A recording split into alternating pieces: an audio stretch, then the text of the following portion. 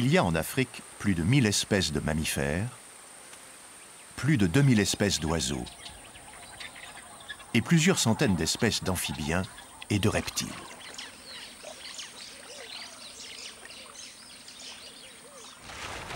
La plupart de ces animaux sont propres au continent.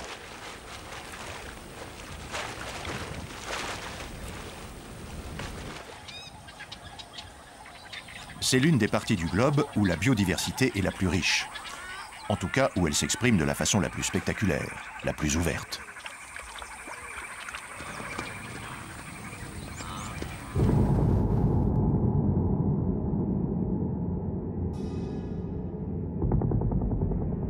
L'Afrique étend ses 30 millions de kilomètres carrés, de part et d'autre de l'équateur, et pour les 3/4 de sa superficie, entre les tropiques. C'est l'une des raisons de cette abondance de vie sauvage. Sur le globe, la zone intertropicale s'avère de loin la plus favorable à la profusion des espèces.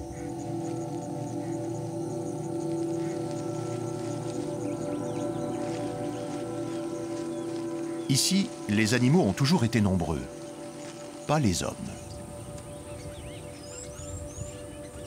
Ce continent est resté longtemps très faiblement peuplé. En Afrique, 5000 ans avant Jésus-Christ, les éléphants étaient sans doute plus nombreux que les humains.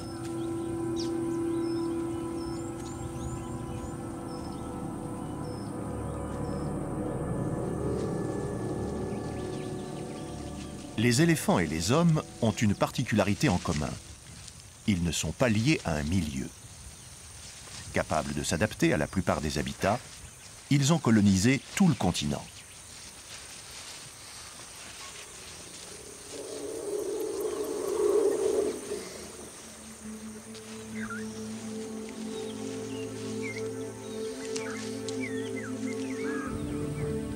Il y avait à l'origine des éléphants quasiment partout en Afrique.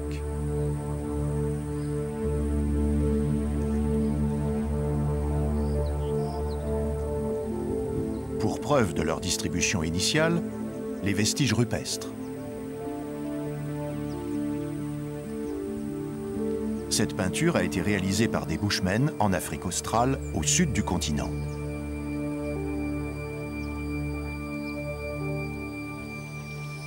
Mais des hommes ont aussi représenté des éléphants à 9000 km de là, tout au nord. Cette image a été gravée dans les roches du massif de l'Akakus en Libye, il y a moins de 5000 ans.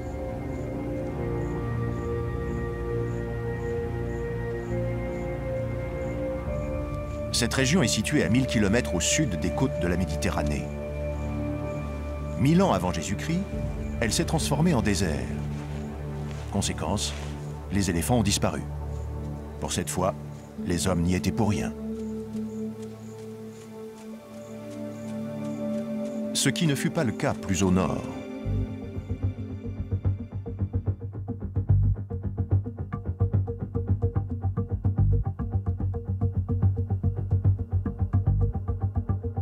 Sur la frange méditerranéenne de l'Afrique, il y avait encore, à côté des girafes et des autruches, de belles populations d'éléphants 300 ans avant Jésus-Christ.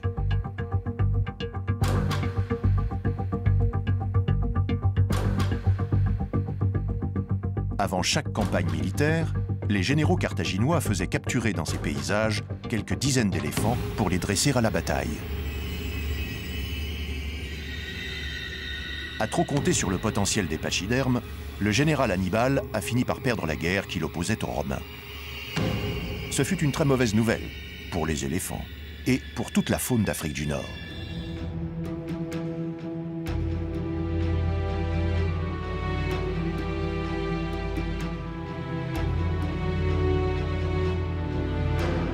Les Romains vont profiter de leur nouvelle colonie africaine pour y procéder à un pillage systématique des animaux sauvages.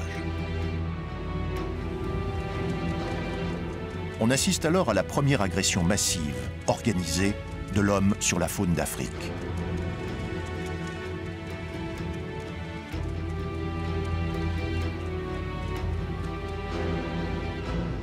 Si quelques espèces ont fait office de gibier exotique et se sont retrouvées à la table des empereurs, la plupart des animaux étaient capturés vivants, car on ne les chassait pas pour les manger, mais pour les ramener à Rome, où ils devaient participer aux jeux du cirque.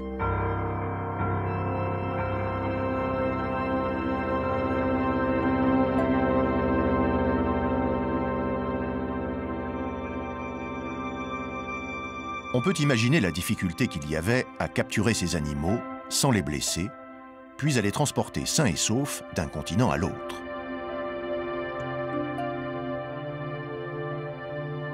On peut imaginer combien d'animaux sont morts pour chaque animal présenté vivant dans l'arène.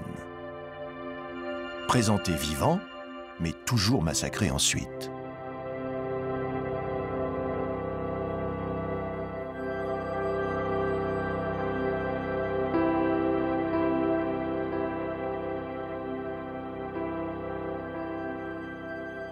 Les auteurs latins évoquent des chiffres qui donnent une idée de l'ampleur des prélèvements effectués alors en Afrique.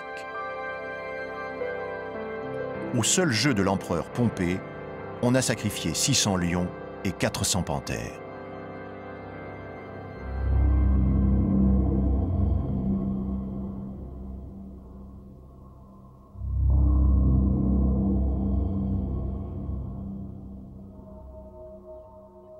En l'an 80, dans cette arène du Colisée, on a délibérément massacré plus de 5000 animaux sauvages à l'occasion de son inauguration.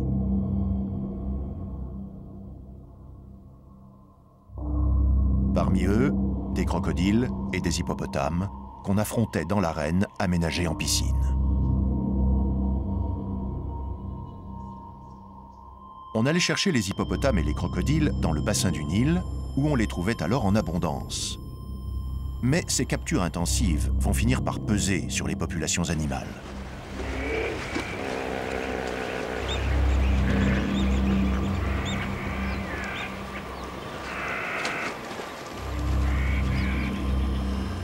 Dès le IVe siècle après Jésus-Christ, on peut lire dans un texte de l'auteur latin Ammien Marcellin une mention alarmante des conséquences de tous ces prélèvements. Il parle déjà de graves dépeuplements de la faune nilotique dans sa région d'origine. C'est probablement le premier témoignage qui fasse état de l'impact du comportement humain sur la faune d'Afrique.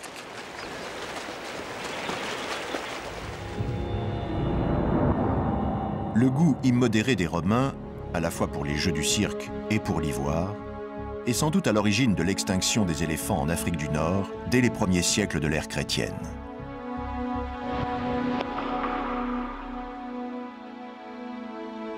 À la chute de l'Empire romain, la convoitise pour l'ivoire était intacte.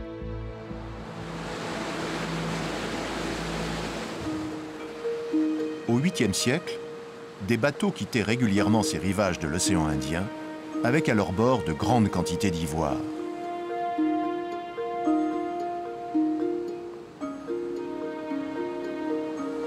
Ils partaient pour un grand voyage. Leur destination, c'était la Chine.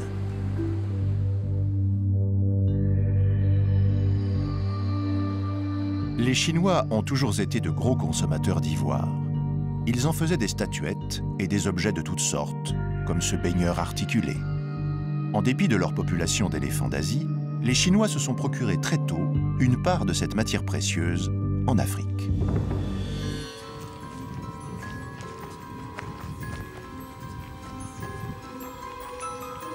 Le négoce de l'ivoire était contrôlé par des marchands arabes. Ils sillonnaient l'Est et le centre du continent pour s'y procurer de l'or, de la cire d'abeille, qui était alors indispensable à la fabrication des bougies, mais surtout des esclaves et des dents d'éléphant.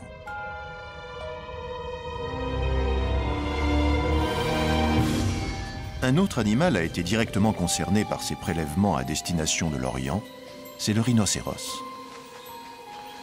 Pour ses vertus médicinales ou aphrodisiaques supposées, sa corne intéresse les Chinois depuis toujours. C'était aussi une tradition de la sculpter pour en faire des coupes de grande valeur.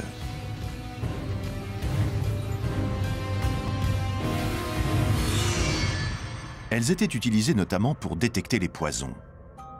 On croyait en effet que si du poison était versé dans ce réceptacle, la matière de la corne se mettrait à remuer pour prévenir du danger.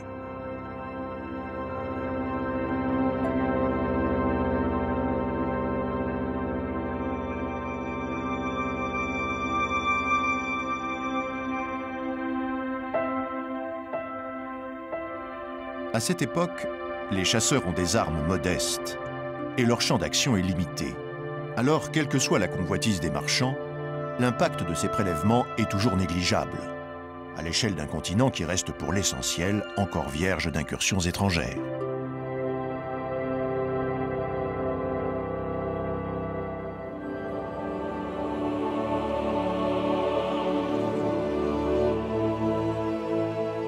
Pour la faune, les premiers bouleversements s'annoncent à la Renaissance, quand les cours royales arment des navires pour partir à la découverte du monde.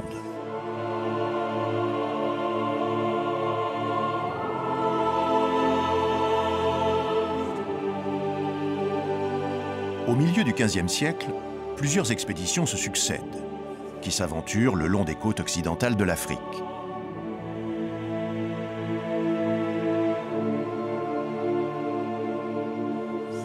Elles descendent de plus en plus bas et franchissent bientôt l'équateur.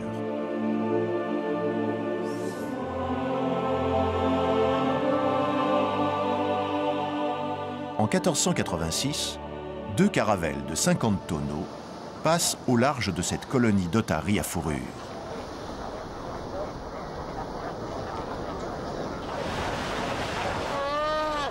Les bateaux sont commandés par Bartolomeu Diaz, un célèbre navigateur portugais.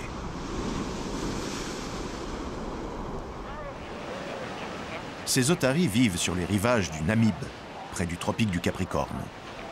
Autrement dit, Diaz est parvenu presque en bas de l'Afrique. La colonisation effective de cette partie du continent commencera plus tard. C'est un simple répit pour la faune qui est alors abondante à la pointe extrême de l'Afrique.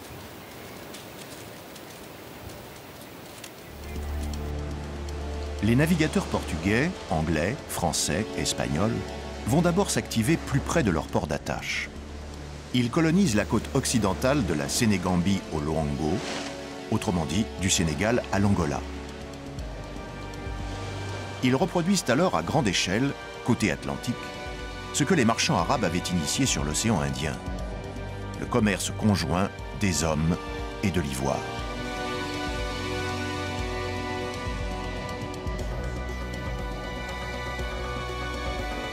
On fait d'une pierre deux coups. Les esclaves, arrachés à leur forêt, transportent les défenses d'éléphants sur des centaines de kilomètres, en pleine brousse, et sont vendus à l'arrivée avec leur charge. Le prix d'un homme équivaut alors à celui d'une petite défense de 10 kilos.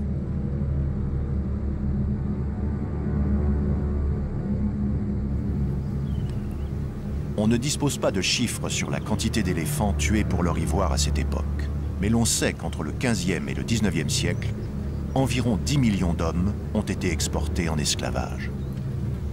On peut imaginer que sur la même période, le nombre d'éléphants sacrifiés a dû lui aussi se mesurer en millions.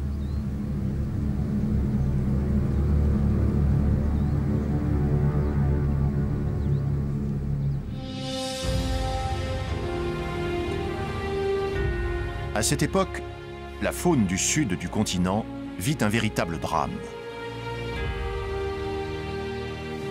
Au milieu du XVIIe siècle, des colons hollandais ont débarqué à Table Bay, au pied de la montagne de la Table.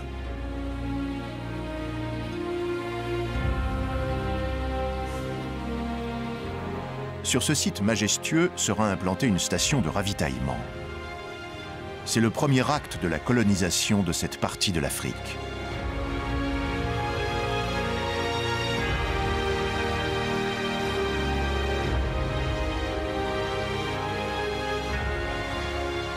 De là, avec une grande détermination, les nouveaux venus vont conquérir ces espaces sauvages et les soumettre.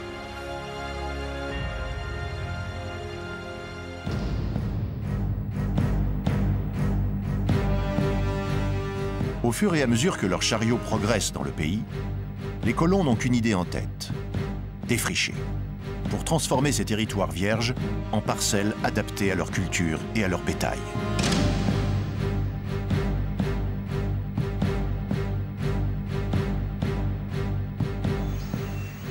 Ces Européens ont une conception radicale de l'agriculture en milieu sauvage. Elle consiste à faire place nette. Au fur et à mesure qu'on dégage le terrain, on élimine les prédateurs, mais aussi un maximum d'herbivores. Pour une raison simple. Non seulement ce sont des concurrents pour les herbages, mais surtout ils véhiculent des maladies qui peuvent se transmettre au bétail. La contamination est particulièrement redoutable entre ruminants. Pour se prémunir au maximum de ces risques, les hommes vont quasiment éradiquer la faune sauvage.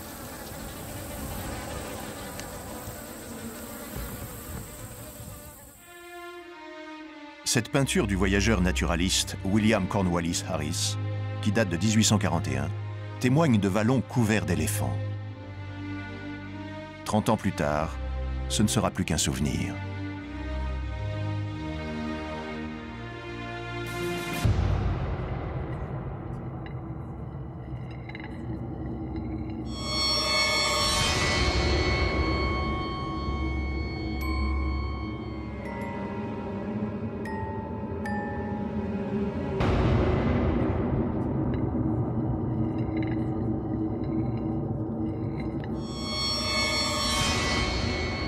À cette époque, les massacres étaient tels qu'ils seront fatals à certaines espèces.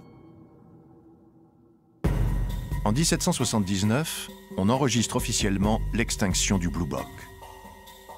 Cette antilope a un triste privilège. Dans l'histoire, c'est le premier mammifère africain dont la disparition est imputée à l'homme. 73 ans plus tard, c'est le quagga, lui aussi trop chassé, qui disparaît à son tour.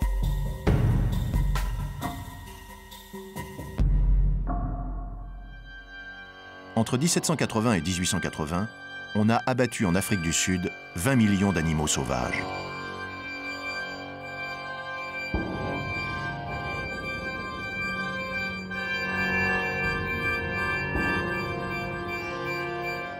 Dans toute l'Afrique, la chasse pratiquée par les Blancs pèse désormais terriblement sur les effectifs de la faune.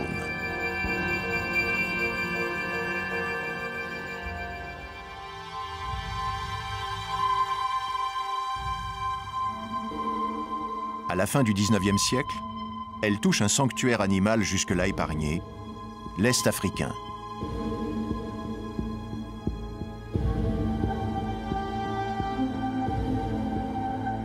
Les côtes d'Afrique orientale ont été explorées très tôt. Mais l'intérieur des terres est resté jusqu'au XIXe siècle l'une des régions les plus isolées du continent. Il a fallu attendre 1858 pour qu'un Européen atteigne le lac Victoria, situé à moins de 800 km des côtes.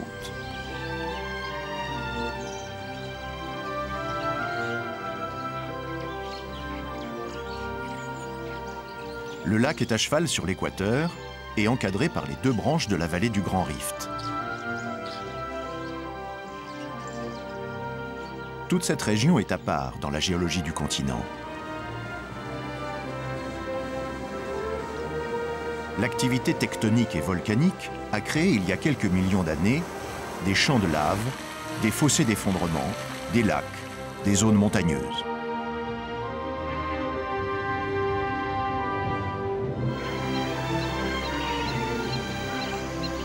Sur plusieurs milliers de kilomètres tout au long de la fracture du rift, la diversité de paysages et d'écosystèmes a favorisé le développement d'une multitude d'espèces.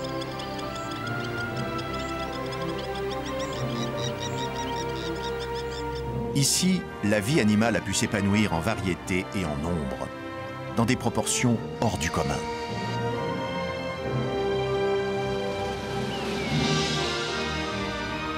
Les récits des explorateurs, puis des colons, faisaient état d'une telle profusion de gibier que très vite, elle attira en Afrique une population de chasseurs fortunés et parfois célèbres.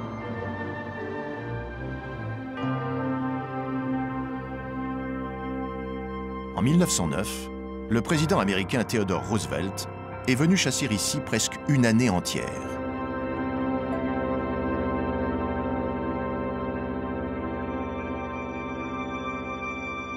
À la même époque, le prince de Galles, qui deviendra Édouard VII, se vantait de tirer des rhinocéros, des lions et des éléphants qu'il approchait à quelques mètres.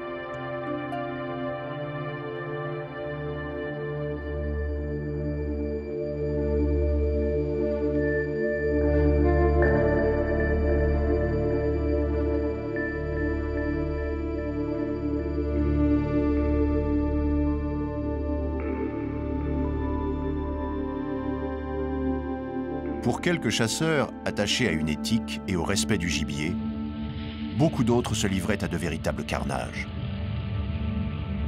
On pouvait décimer en une seule chasse plusieurs centaines de têtes.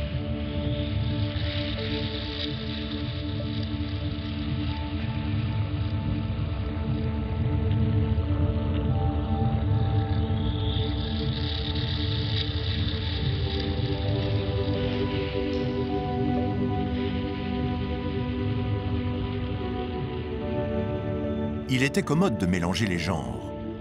On se référait à la chasse sportive pour organiser de véritables trafics en profitant de sa licence de chasseur.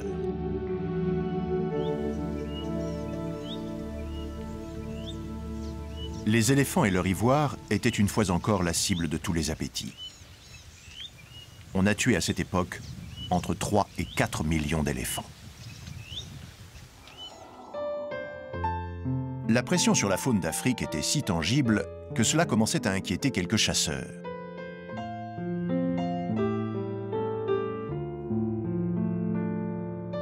L'aristocratie, la bourgeoisie la plus riche, avait pris goût aux chasses exotiques dans les colonies.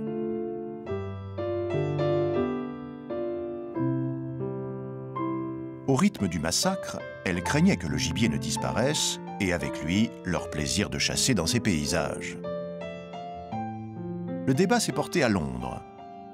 Dans les salons, dans les coulisses du pouvoir, la voix des chasseurs se mêlait paradoxalement à celle des premières sociétés de défense des animaux.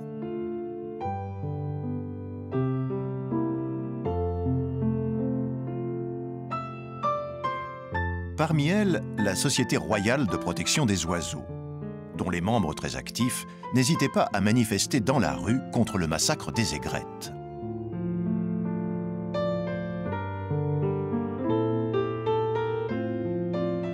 On tuait alors énormément d'oiseaux pour alimenter en plumes les secteurs de l'habillement et du chapeau.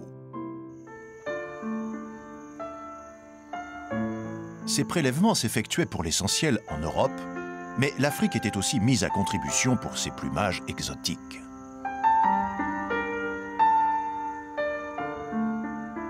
Alors les militants de la cause animale se sont très vite intéressés au sort qu'on réservait alors à la faune des colonies.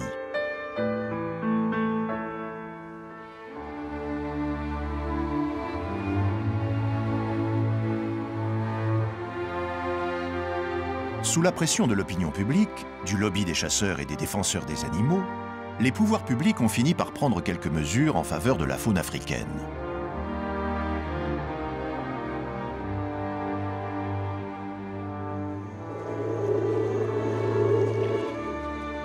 Cela a concerné d'abord les éléphants. Dès 1890, les Anglais ont interdit que l'on tue les femelles dans les troupeaux de pachydermes.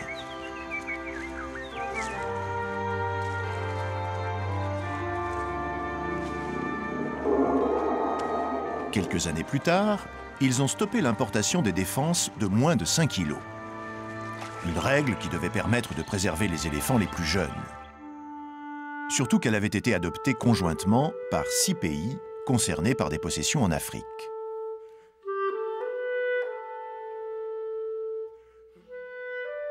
Ils s'étaient retrouvés à Londres en 1900 pour évoquer ensemble le sort des animaux dans leur colonie.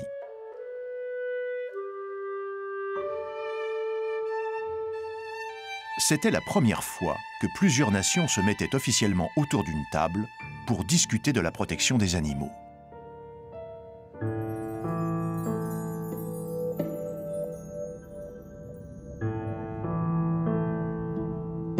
Ce fut tout le mérite de cette convention, car pour le reste, ses conclusions ont été très discutables.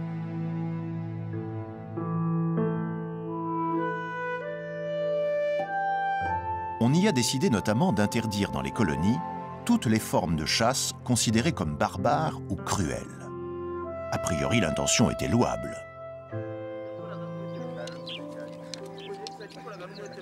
Mais les textes précisaient ce qui était barbare et ce qui ne l'était pas. L'usage de lances, de flèches, de pièges ou de fosses était barbare.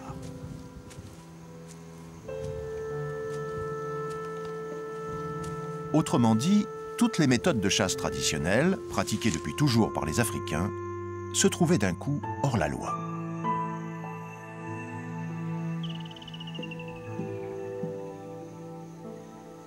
De cette façon, les Blancs, qui étaient quasiment les seuls à posséder des fusils, se réservaient la totalité du gibier.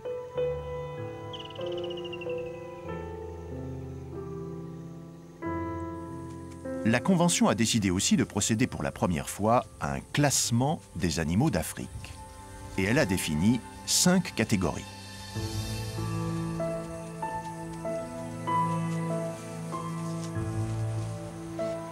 La première catégorie incluait les espèces à ménager.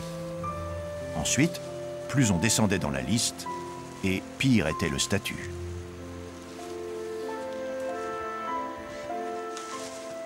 Pour classer les espèces, on n'a pas pris en compte l'état de leurs effectifs, qui étaient d'ailleurs mal connus. On s'est inspiré plutôt des considérations des fermiers et des chasseurs.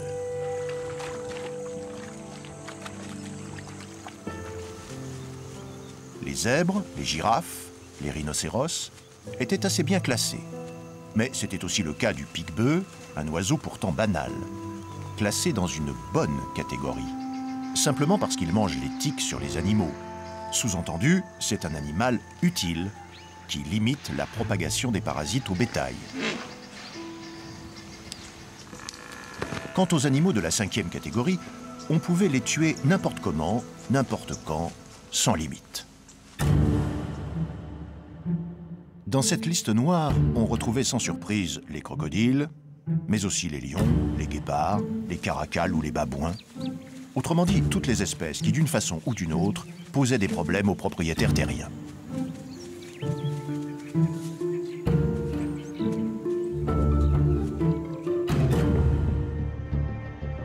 De toute façon, cette réglementation, très administrative, était à l'évidence impossible à appliquer.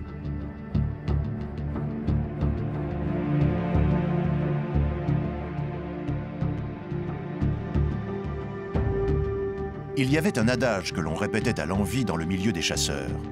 La savane est sourde et aveugle. Autrement dit, au plus profond du bush, plus personne n'est là pour voir ce que vous faites, ni pour vous interdire quoi que ce soit.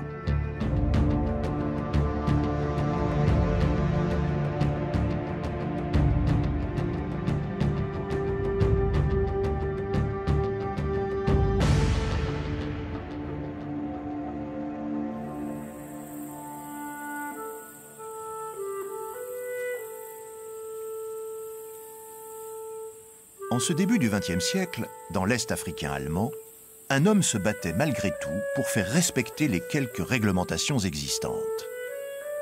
C'était le gouverneur von Wissmann. Il poursuivait sans complaisance ceux qui tuaient un chimpanzé, un élan ou une autruche, car ces espèces étaient alors protégées.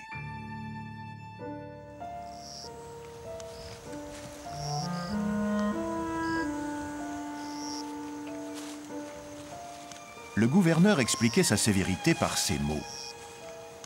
Nous devons penser aux générations futures. Nous devons leur garantir qu'elles pourront toujours se livrer à ce grand plaisir que procure la chasse sur cette terre d'Afrique.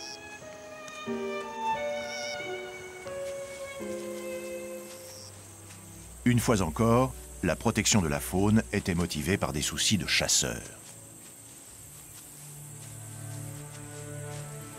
Qu'importe. Quel qu'en soit le but, la volonté de préserver le gibier va aboutir à une disposition essentielle en matière de protection animale, la création de réserves. Des zones protégées pour permettre aux animaux d'échapper au massacre et reconstituer leurs effectifs.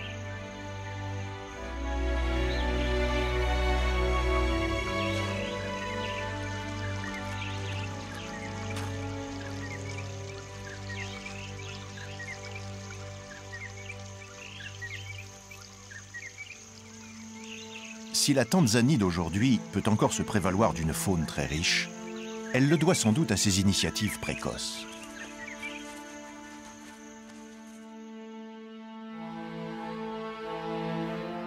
On voit sur cette carte le nombre et l'importance des réserves de gibier créées au Tanganyika au début du XXe siècle.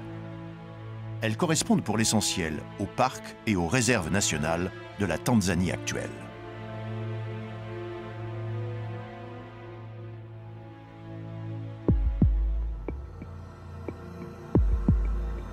L'Empire allemand avait aussi une colonie au sud du continent.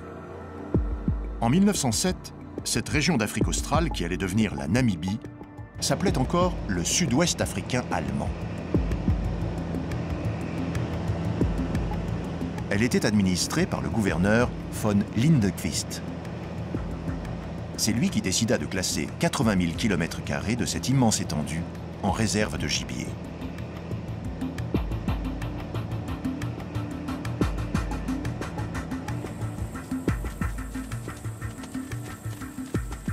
On l'a appelée alors tout simplement la réserve numéro 2.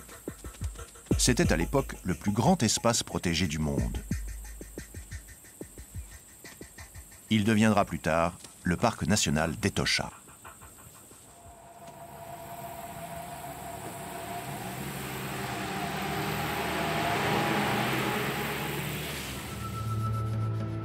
Au début du XXe siècle, l'Afrique était sillonnée par quelques scientifiques aventuriers qui mettaient leur passion de chasseurs au service de grands musées, en quête de spécimens d'animaux exotiques.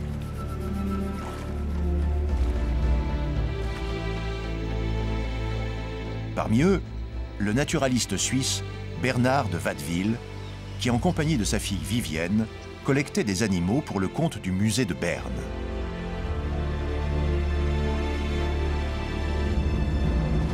Il se déplaçait à pied dans l'Est africain, en compagnie d'une trentaine de porteurs. Bernard de Watteville nourrissait une véritable passion pour la chasse au lion. Il le paya de sa vie.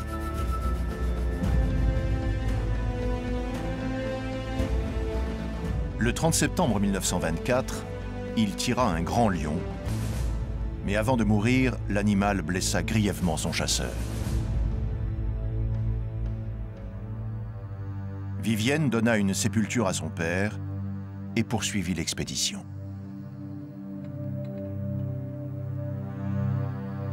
À son terme, elle ramena au musée de Berne la dépouille de l'animal et l'on exposa le crâne du lion, coupable et victime.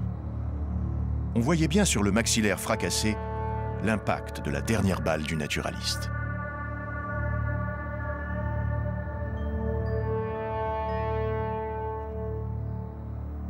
La collection des trophées réunis par les de Watteville a retrouvé vie grâce au travail des taxidermistes. Elle sera exposée dans les vitrines du musée de Berne, qui se réjouissait d'apporter au public à domicile un petit bout d'Afrique.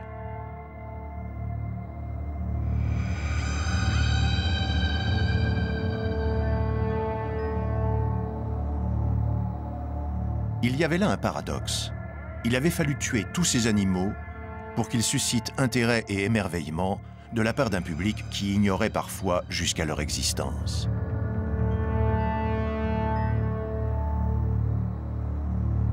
Les taxidermistes avaient fait des progrès considérables, grâce en particulier aux techniques mises au point par l'Américain Carl Ackley, un homme qui va jouer un rôle essentiel dans l'histoire de la conservation.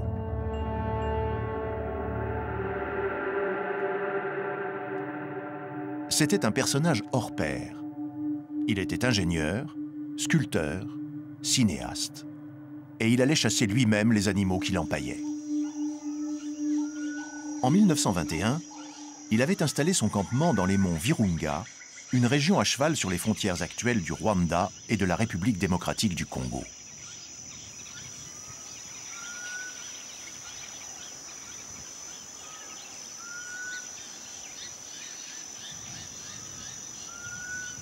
Ackley avait été missionné en Afrique par le Muséum d'histoire naturelle de New York, pour lequel il devait collecter ici quelques gorilles de montagne. À cette époque, très peu de musées pouvaient se vanter d'avoir le spécimen naturalisé d'un de ces grands singes.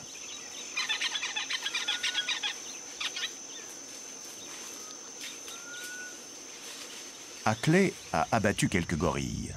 En croisant le regard de l'un d'eux, il a été pris d'un remords qui ne l'a plus quitté. Il n'aura de cesse alors de faire quelque chose pour ces animaux hors normes et si proches de l'homme.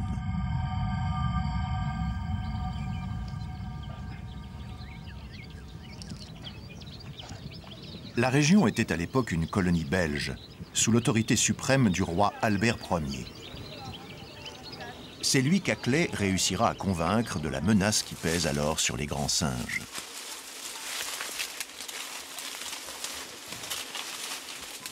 On les tuait pour les manger, mais surtout les hommes réduisaient sans cesse leur espace vital. La tentation était grande de défricher ces terres fertiles d'anciens volcans et de les mettre en culture.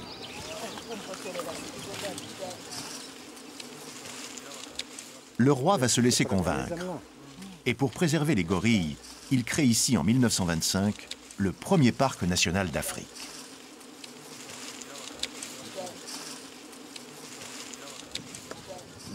Il s'appellera tout naturellement le parc national Albert.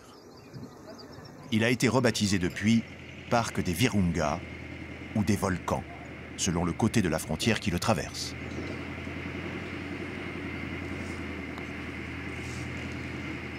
La création de ce nouvel espace protégé marque une étape majeure. Cette fois, on a créé une zone de conservation pour sauvegarder une espèce et non plus pour servir de réservoir de gibier. Un an plus tard, en Afrique du Sud, on déconnecte aussi enfin un peu la chasse de la conservation.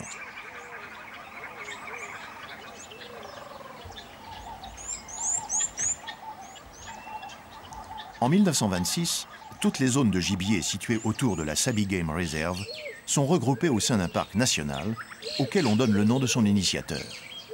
C'est la naissance du parc Kruger.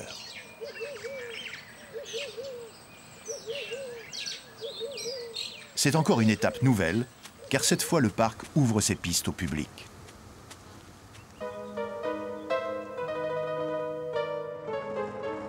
Dès 1927, moyennant le paiement d'un droit d'entrée, les premiers véhicules s'engagent sur les pistes à la découverte des animaux sauvages.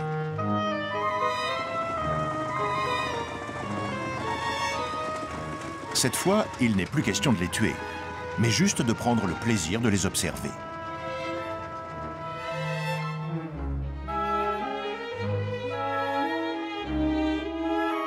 Les premières visites restent un peu aventureuses, mais le parc Kruger devient assez rapidement une destination prisée des familles.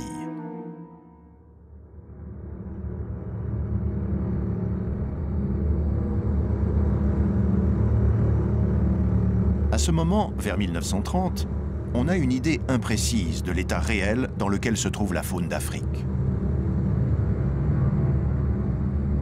On imagine simplement que la colonisation et la chasse, au-delà de toute mesure, lui ont sans doute porté des coups terribles.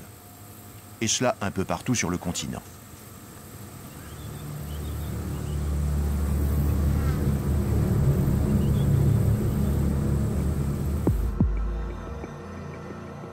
Une association britannique de naturalistes va financer alors une sorte d'audit de la faune sauvage dans les colonies anglaises de l'Est et du Centre africain. Elle va le confier à un naturaliste de renommée mondiale, le major Hingston. Le périple du major Hingston va le mener de la Rhodésie du Nord au Kenya, via le Nyasaland et le Tanganyika, ce qui correspond à un circuit qui part de la Zambie et passe par le Malawi et la Tanzanie d'aujourd'hui.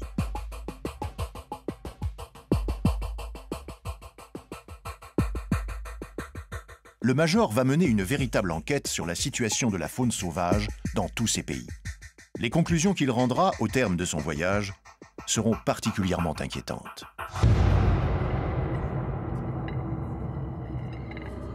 Hingston insiste surtout sur la situation alarmante des trois plus gros mammifères, l'éléphant, le rhinocéros blanc et l'hippopotame.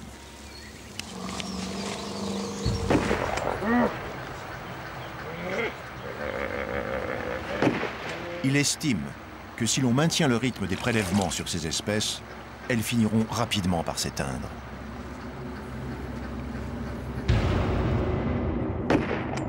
Et il donne même une échéance, parlant de l'année 1980. Il restait donc alors une cinquantaine d'années pour réagir. Le major Hingston avait accompagné son rapport de proposition. Il suggérait essentiellement de reprendre le principe des parcs nationaux et de l'appliquer en priorité à quelques zones sensibles.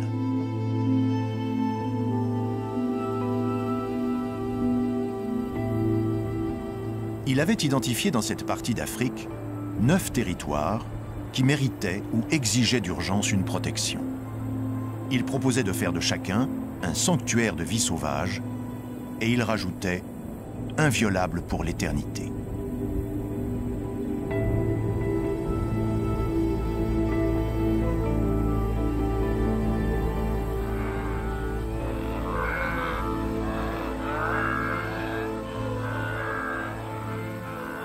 Le major avait décrit notamment le projet d'un grand parc aux limites du Kenya et du Tanganyika, où il avait observé la migration de centaines de milliers de gnous. Il identifiait alors déjà les limites d'une zone protégée qui correspond précisément au parc du Serengeti et à la réserve du Masai Mara que nous connaissons aujourd'hui.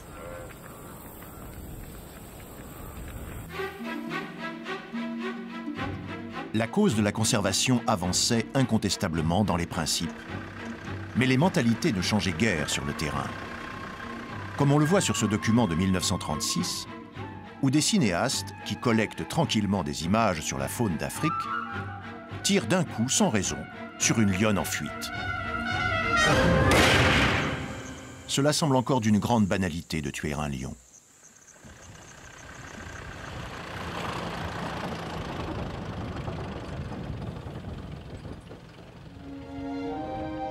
Cette époque marque pourtant un véritable tournant, car des voix commencent à s'élever ici ou là pour exprimer une nouvelle approche de la faune d'Afrique, qui n'a plus rien à voir avec le seul point de vue des chasseurs.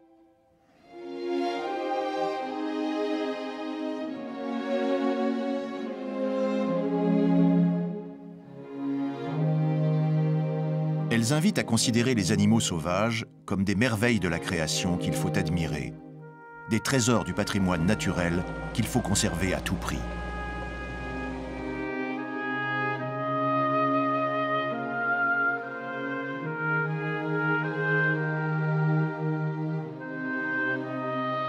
Et l'on retrouve en 1935 Vivienne de Watteville, qui revient bouleversée sur son expérience africaine. Elle écrit ces mots dans son ouvrage « Speak to the Earth ». Mon rêve à moi a toujours été de m'en aller dans la brousse sans armes, sans arrière-pensée, et de gagner l'amitié des animaux sauvages.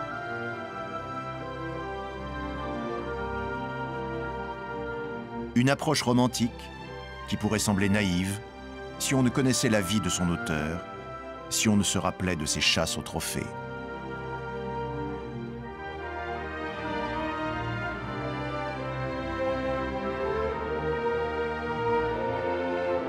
Contre tous les avis, Vivienne réalisera son rêve.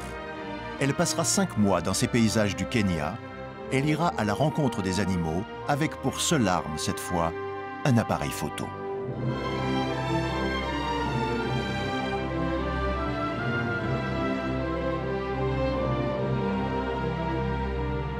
À la même époque, tout près de là, Karen Blixen écrivait « Out of Africa ».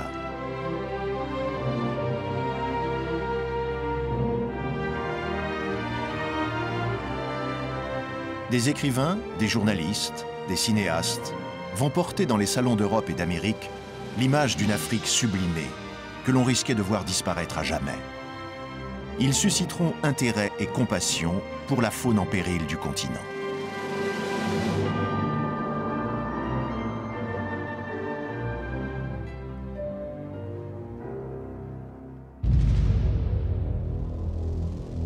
Concrètement, au Kenya, un certain Mervyn Cowie, un colon défenseur de l'environnement, faisait progresser l'idée qu'il fallait y créer des parcs ou des réserves, comme aux États-Unis, où il avait visité Yellowstone et Yosemite.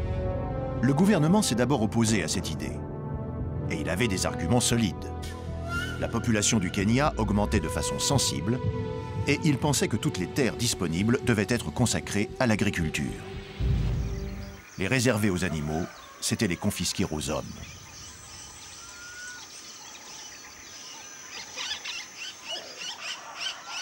En insistant, en argumentant encore et encore, les partisans des espaces protégés vont finir par faire admettre leurs idées.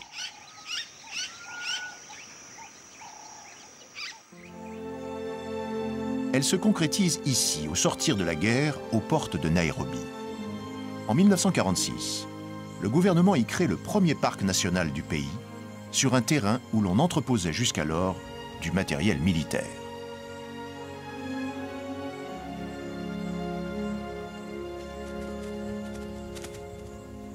L'espace protégé est à 6 km à peine du cœur de la ville. Ses dimensions sont modestes, une centaine de kilomètres carrés. Mais il présente sur cette surface une variété étonnante d'environnements et d'espèces.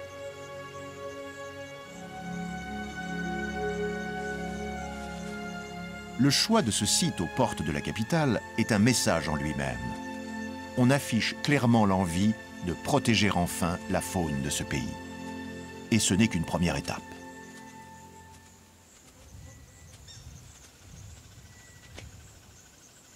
Deux ans plus tard, les autorités vont créer un nouveau parc national entre Nairobi et l'océan Indien. Celui-là est immense. Il couvre plus de 20 000 km². C'est Tsavo, une terre rouge, qui était connue par tous les chasseurs pour ses lions mangeurs d'hommes et ses grands troupeaux d'éléphants. On décide aussi la même année de ménager une réserve au pied du Kilimandjaro.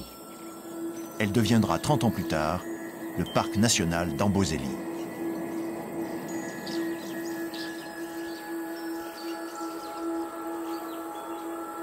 C'est un espace ouvert autour d'un grand lac asséché qui est environné de marais alimentés par les eaux du Kilimandjaro. Le parc est de petite taille, moins de 400 km², mais c'est le refuge d'une quantité incroyable d'oiseaux et de mammifères.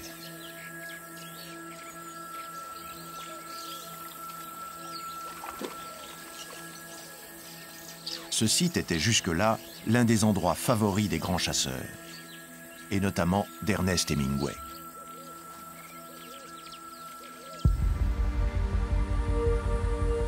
Le Kenya va persister dans sa politique de conservation.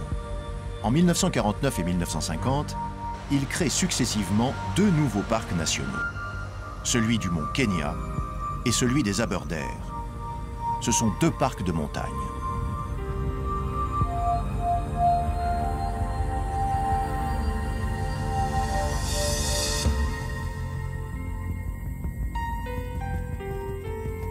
Dans la plaine, c'est de l'autre côté de la frontière que l'on prend une décision majeure pour la faune de savane. En 1951, le Tanganyika inclut dans un parc national les grands espaces du Serengeti.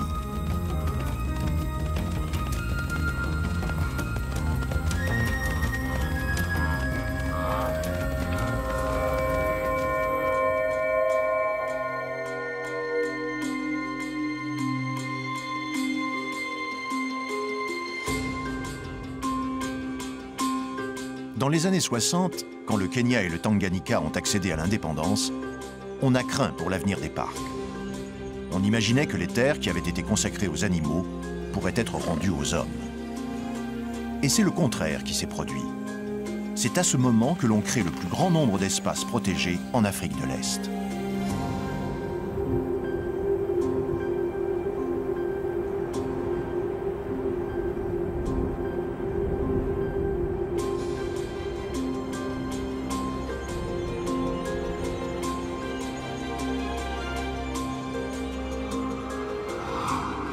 Le concept d'espace protégé avait fait son chemin un peu partout en Afrique.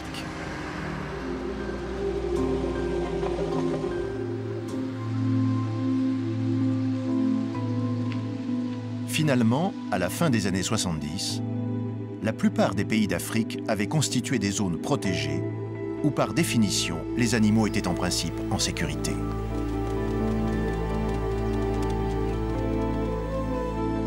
L'avenir de la faune d'Afrique semblait enfin assuré. Sur le papier, le dispositif était à même de sauvegarder les espèces, voire de développer leurs effectifs.